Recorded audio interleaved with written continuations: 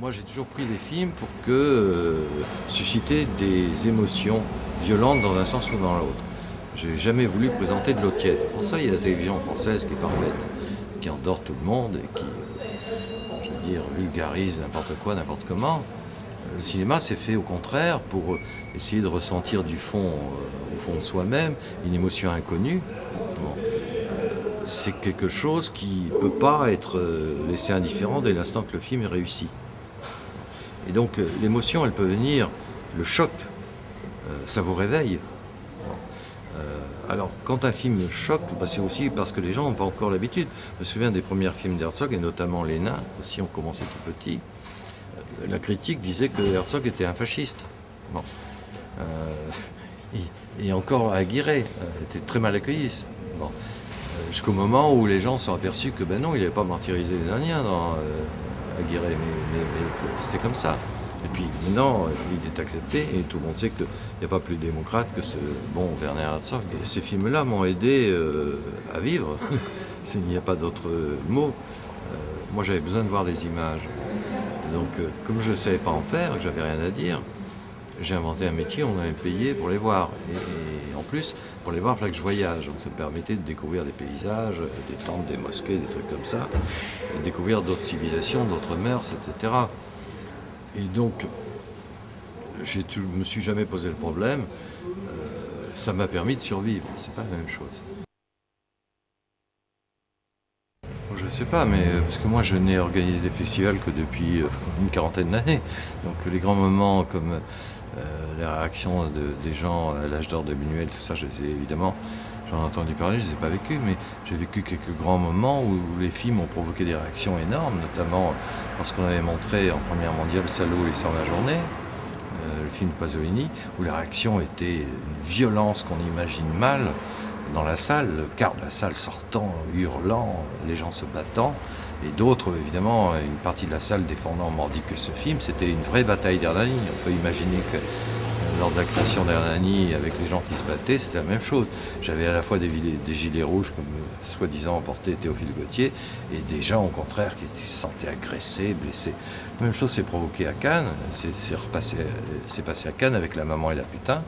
Mais là, c'était plus compréhensible parce que le scandale a eu lieu surtout le soir, dans la mesure où le soir, c'est en smoking et robe de soirée. On transforme les comédiens en arbre de Noël ambulant, quoi. Donc là, c'est plutôt bourgeois, si vous voulez, comme accueil. Et effectivement, La maman et le putain était mal reçue. La même chose pour La grande bouffe. Bon.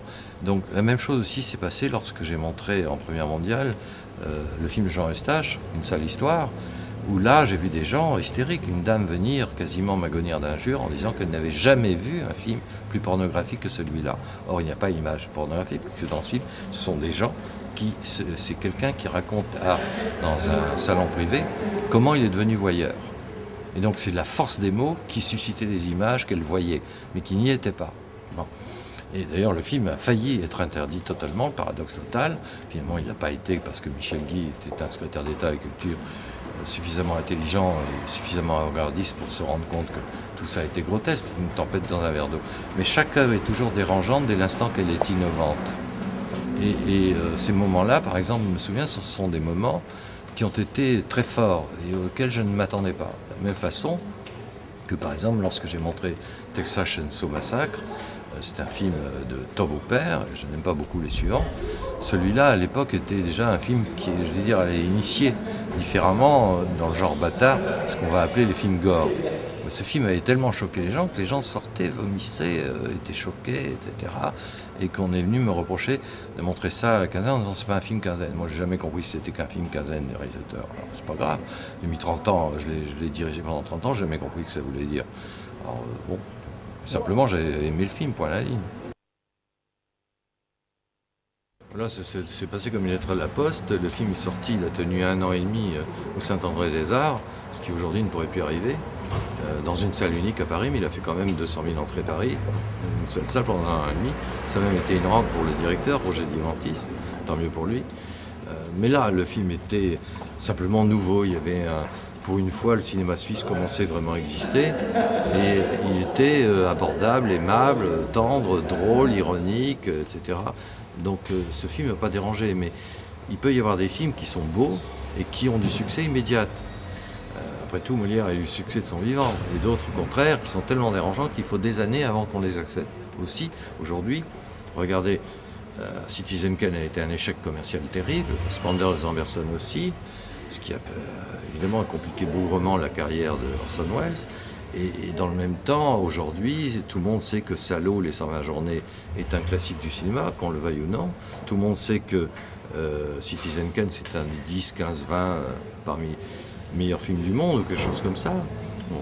Donc là-dessus, laissons le temps au temps. Mais quand un film est profondément novateur, souvent il provoque un choc et on le sent. À bout de souffle, après tout, a été une véritable révolution. Pourquoi? Parce qu'on n'avait jamais monté des films comme ça. Et il y avait un air de liberté que les gens ont ressenti immédiatement. Tant mieux, ça a marché. Mais ça a révolutionné pendant un certain temps, au moins pendant 3 ans, le cinéma, et pas seulement le cinéma français. Aujourd'hui, on ne laisse plus le temps au temps, on ne laisse plus un film s'installer, puisque il faut un seuil de rentabilité dans la salle. Donc, à la limite, si le film passait le premier week-end n'a pas fait le nombre d'entrées, hop, on les débarque. Les films tournent trop vite, ils n'ont pas le temps de s'installer. On n'a même plus le temps au bouche-à-oreille de fonctionner, ou très peu. Et puis les films sortent avec une telle disproportion dans les budgets publicitaires et dans la communication que, effectivement, un film d'un inconnu qui viendrait de Géorgie, un Otario Cédani Nouveau par exemple, n'a pas beaucoup de chance de réussir à s'installer, en tout cas commercialement. Donc il faut revoir ça. Mais ça pourrait être corrigé si la télévision publique, je ne parle pas des télévisions privées, avait fait son devoir de transmission du patrimoine, ce qui n'est pas le cas, puisqu'elle ne passe même plus des films noir et blanc, ou alors à 2 h du matin. Mais je me souviens plutôt de plans de films de cinéma, par exemple dans Allons enfants des frères Taviani, le plan où Allons enfants raconte qu'ils ont séduit les paysans sardes qui vont faire la révolution, et où ces paysans, un temps, c'est un plan imaginaire, dansent avec les révolutionnaires habillés en chemise rouge comme les garibaldiens. Je trouve que c'est un des plus beaux plans du monde sur cette musique de Piovani. Et souvent, j'ai pas compris comment ça leur était venu à l'idée. Plusieurs fois, je les ai interrogés. Ils m'ont dit, on a tourné ça, puis d'un seul coup, c'était évident qu'il fallait qu'il soit là, ce plan-là. Au fond, moi, ce qui m'intéresse, c'est le moment d'émotion que je ne soupçonnais pas une seconde à l'avance.